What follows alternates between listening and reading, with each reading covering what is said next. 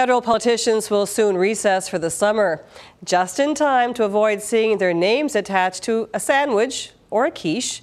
An eatery in the shadow of Parliament Hill is having fun with some politicians, linking them to items on its lunch menu. Soup, salad, with a side of political satire. CTV's Chris Day serves up this report.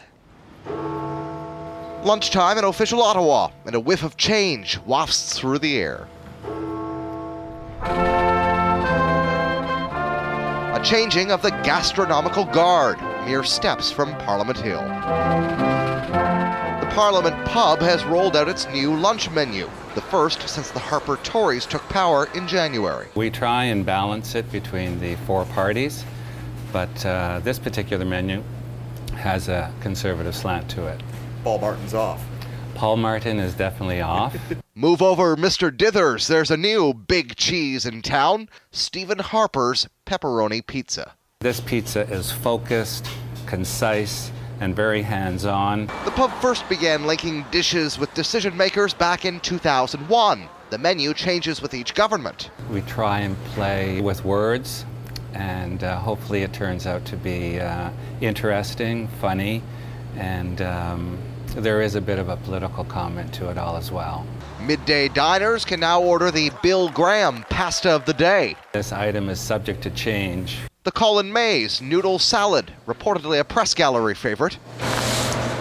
Or perhaps the Gordon O'Connor grilled beef dip panini, described as brassy, well grilled, and stoic, like O'Connor. That is the Peter MacKay cheesesteak pizza.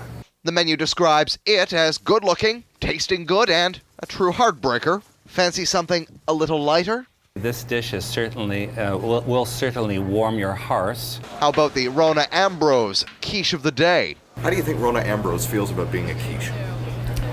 Well... In fact, some politicians regard making it on the menu as really having made it. So take someone off his favorite wrap, and you ruffle some feathers. Mr. Layton was in. When I told him that he was off the chicken wrap, he was a little bit perturbed. But then he saw that he was on now with his wife, and they were sharing a brie and eggplant panini, and he was excited. The Layton Chow eggplant and brie sandwich didn't excite the NDP's Libby Davies so much. We spotted her recently crossing party lines to order the John Baird Caesar salad. Rolling out a menu like this is dicey in an era of minority parliaments. If the government falls, we're into another, perhaps, menu. So we hope that the government will not fall, because that involves an awful lot of work in rejigging the menu. That, though, will depend on how big an appetite politicians have for the status quo after their summer break. Chris Day, CTV News.